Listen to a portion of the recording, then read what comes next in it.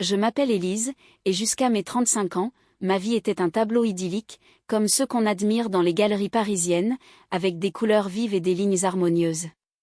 Née à Lyon dans une famille aisée, j'ai grandi entourée d'amour et de luxe discret. Mon père, un architecte renommé, et ma mère, une professeure de littérature, m'ont offert une enfance dorée. J'ai étudié l'art à la Sorbonne, où j'ai rencontré mon mari, Antoine, un charmant galeriste aux yeux pétillants. Nous nous sommes mariés sous les cerisiers en fleurs, et bientôt, notre fille Camille est née, une petite merveille aux boucles blondes qui illuminait nos jours. Notre appartement à Paris, dans le Marais, était un havre de paix, des murs blancs ornés de toiles que j'avais peintes moi-même, un balcon fleuri donnant sur les toits de zinc, et des dîners animés avec des amis artistes. J'avais tout, une carrière naissante en tant que conservatrice de musée, un amour solide, et cette joie simple de voir Camille grandir, apprenant à marcher dans les jardins du Luxembourg. Les matins étaient faits de croissants frais et de rires, les soirs de promenade main dans la main le long de la Seine. Rien ne semblait pouvoir entamer cette félicité, c'était comme si le destin m'avait choisi pour incarner le bonheur parfait. Pourtant, les premiers signes d'ombrage sont apparus un automne pluvieux, quand Antoine a commencé à rentrer tard du travail. Il parlait d'un nouveau projet, une exposition ambitieuse avec des collectionneurs internationaux, mais ses sourires semblaient forcés, et ses regards fuyants. Je me disais que c'était le stress, rien de plus, après tout, notre vie était si bien huilée. Camille, à 5 ans, dessinait des familles heureuses, et je chérissais ces moments, ignorant les murmures du doute qui s'insinuaient. Un soir, en rangeant son bureau, j'ai trouvé une lettre froissée, signée d'une certaine Margot, une collaboratrice de la galerie. « Ton silence me blesse », écrivait-elle. Mon cœur s'est serré, mais je l'ai rangé, refusant d'y croire. C'était le début d'une fissure, invisible encore, dans le vernis de notre existence. Les jours suivants, l'atmosphère changea subtilement. Antoine devint distant, prétextant des voyages d'affaires plus fréquents. Je me plongeais dans mon travail au musée, où je curais une exposition sur les impressionnistes, cherchant refuge dans les pinceaux de Monet et les reflets de la lumière sur l'eau. Camille, sentant peut-être la tension, se blottissait plus souvent contre moi, demandant des histoires de princesses invincibles. Je lui en racontais, l'abordant avec des baisers, mais la nuit, seule dans notre lit trop grand, je fixais le plafond, hanté par des questions. Était-ce la routine qui nous rattrapait, ou quelque chose de plus sombre ? Le destin, ce farceur, attendait son heure pour tout renverser. Bientôt, les ennuis s'accumulèrent comme des nuages noirs sur la tour Eiffel. Un matin, en arrivant au musée, j'appris que mon poste était menacé par des coupes budgétaires, des années de dévouement semblaient soudain fragiles. Puis, un appel de mon père, ma mère, si vive et pétillante, avait été diagnostiquée avec une maladie rare, un cancer insidieux qui progressait vite. Je me précipitai à Lyon, laissant Antoine et Camille à Paris.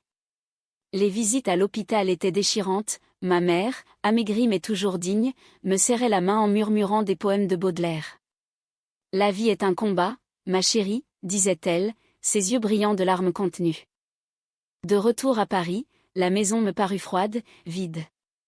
Antoine était parti pour une conférence à Bruxelles, mais des amis bien intentionnés lâchèrent des allusions, des dîners tardifs avec Margot, des rumeurs de liaison. Je confrontai Antoine à son retour, il nia d'abord, puis avoua, les mots tombant comme des pierres. « C'est une erreur, Élise, je t'aime toujours. » Mais les mots ne collaient pas, notre confiance, ce pilier, s'effondrait. Camille, trop petite pour comprendre, pleurait en demandant pourquoi papa criait. Je tentais de maintenir une façade, cuisinant ses plats préférés, l'emmenant au parc, mais intérieurement, je sombrais. Le bonheur d'hier n'était plus qu'un souvenir flou, et les épreuves s'enchaînaient, impitoyables.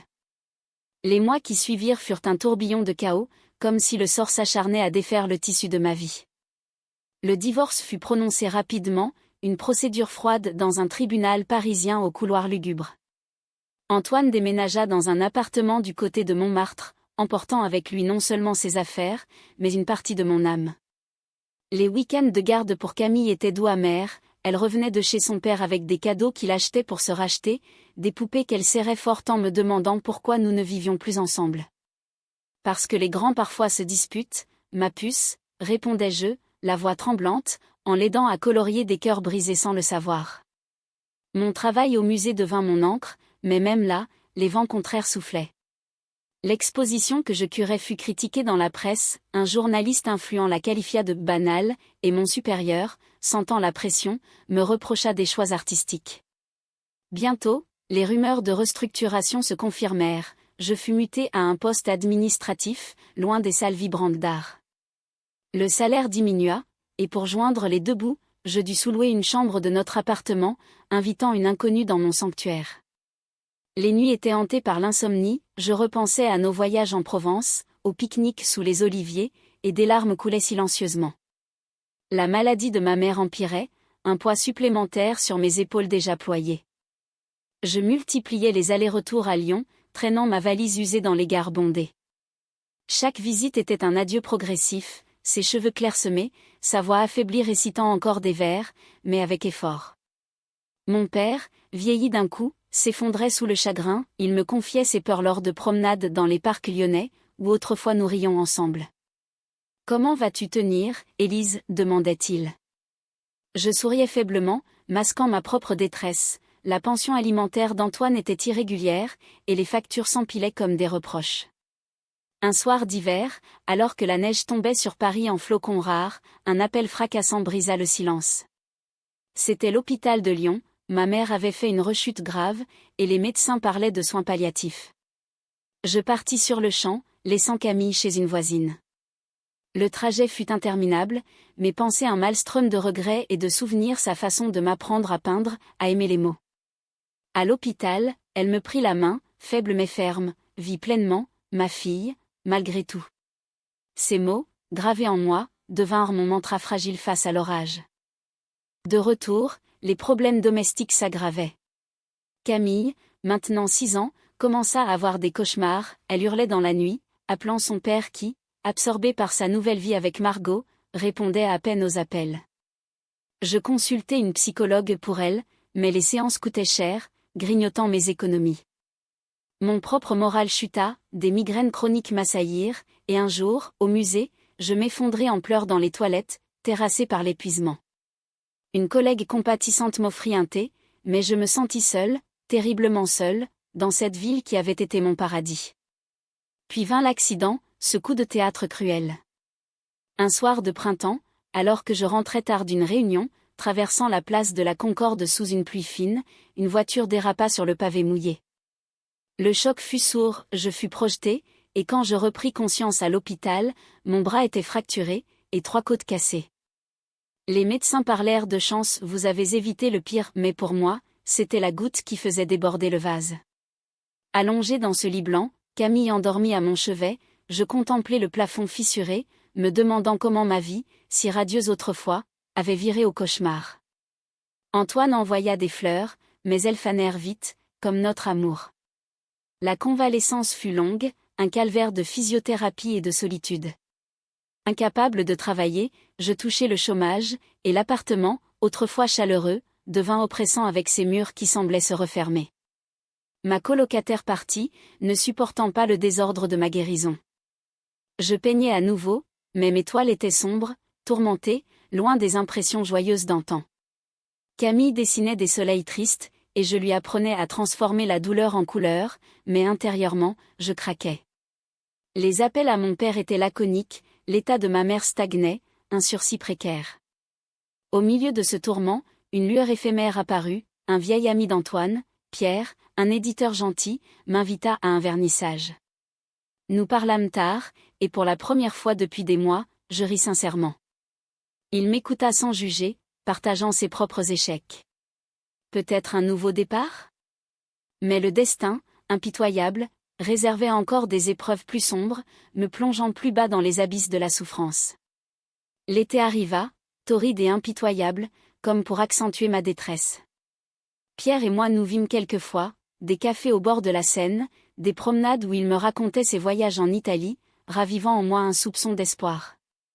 Il était patient, attentif, et Camille l'adorait, l'appelant l'ami aux histoires drôles. Pour un instant, je crus que la roue tournait, je repris le travail à mi-temps au musée, et mes tableaux commencèrent à attirer l'attention d'une petite galerie.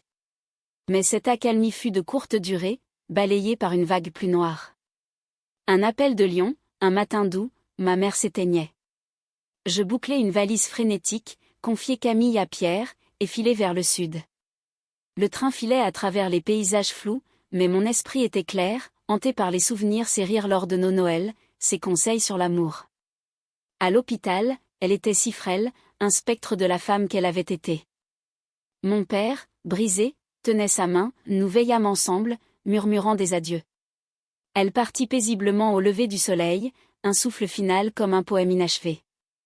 Le monde s'effondra, j'organisai les funérailles, un service intime sous la pluie lyonnaise, où les amis récitèrent ses vers préférés. Rentrer à Paris fut comme quitter un morceau de moi. Le deuil me submergea, une marée lourde qui noyait tout. Les jours se fondaient en grisaille, je ne mangeais plus, ne dormais plus, errant dans l'appartement comme un fantôme. Camille, sentant mon vide, se collait à moi, dessinant des anges pour grand-mère. Antoine revint pour la veiller, maladroit dans son chagrin, mais nos échanges étaient froids, distants.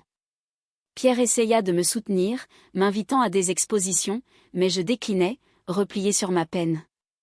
Le musée me mit en congé, et l'argent fondait, je dus vendre quelques toiles pour payer les factures, chacune partie comme un bout de mon âme. Puis, le coup fatal, un accident de voiture impliquant Antoine.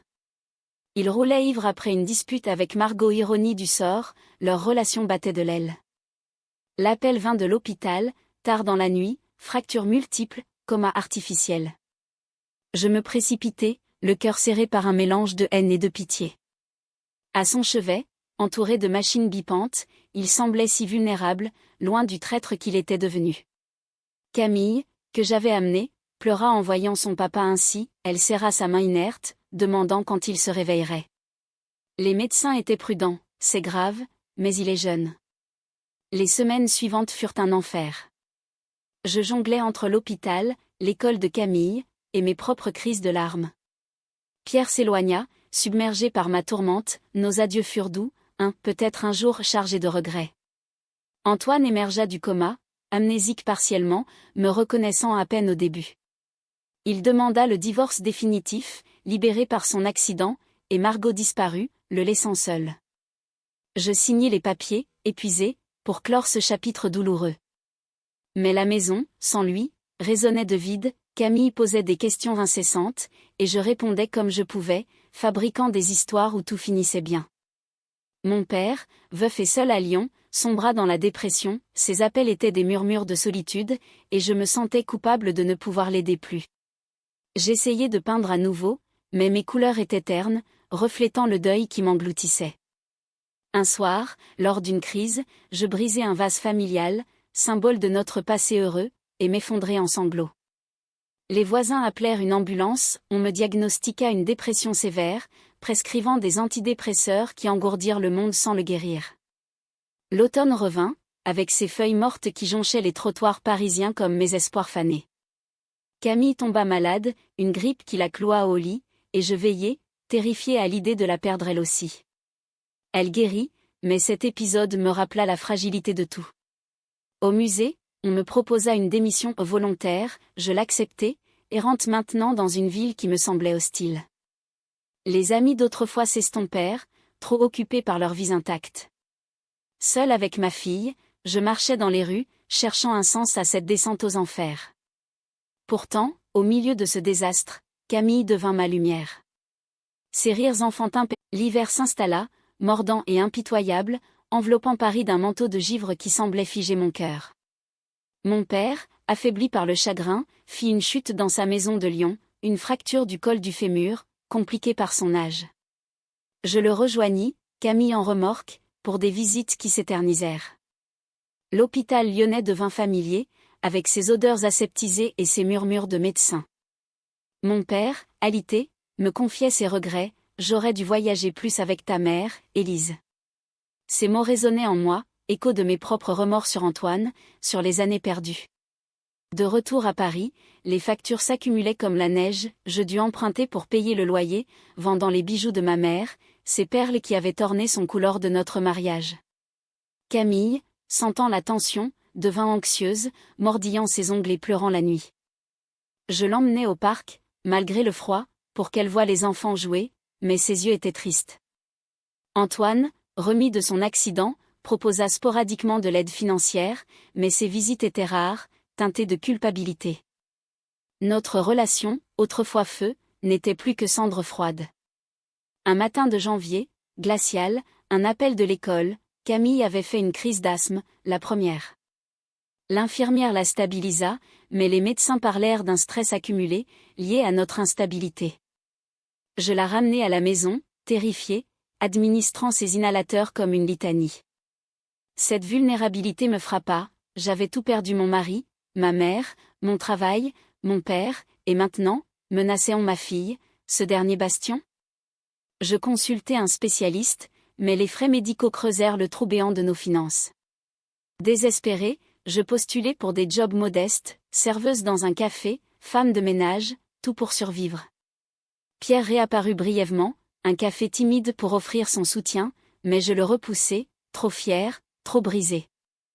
Je ne veux pas de pitié, dis-je, et il partit, respectant ma distance. Seule, je passais des nuits à écrire des lettres non envoyées à ma mère, déversant ma peine sur du papier froissé. Mes peintures, autrefois exposées, traînaient dans un coin, couvertes de poussière. Un jour, épuisée, je les brûlai dans un accès de rage, les flammes dansant comme un rituel funéraire pour mon ancien moi. Le point culminant du malheur survint au printemps, quand mon père nous quitta. Une pneumonie post-opératoire, rapide et foudroyante. J'arrivai trop tard, il s'éteignit en mon absence, laissant un mot, sois forte pour Camille, comme ta mère l'était. Les funérailles furent déchirantes, un petit cercle familial sous un ciel plombé. Antoine vint, soutenant Camille qui sanglotait, pour un instant, nous fûmes unis dans le deuil, mais cela ne dura pas. Rentrer à Paris fut comme entrer dans un tombeau, orpheline des deux côtés, veuve de mon bonheur passé. Le deuil final m'engloutit totalement. Je ne sortais plus, fixant les murs nus, Camille ma seule encre. Elle dessinait des familles recomposées, me suppliant de sourire. Un soir, lors d'une crise, je pensais à l'oubli éternel, mais son visage innocent me retint. Lentement, imperceptiblement, la vie reprit, un job de conservatrice freelance, des aides sociales, des amis retrouvés. Mais le traumatisme persistait, une cicatrice profonde. Ma vie, jadis parfaite, était now un champ de ruines, et le deuil, ce compagnon sombre, m'accompagnait, me rappelant que le bonheur est éphémère, et la perte inévitable. Aujourd'hui, avec Camille grandissant, je raconte cette histoire non pour geindre, mais pour témoigner, des sommets aux abysses, la vie nous teste. Et dans ce crépuscule de souffrance, j'apprends la résilience, peignant à nouveau, avec des ombres qui dansent aux côtés de la lumière.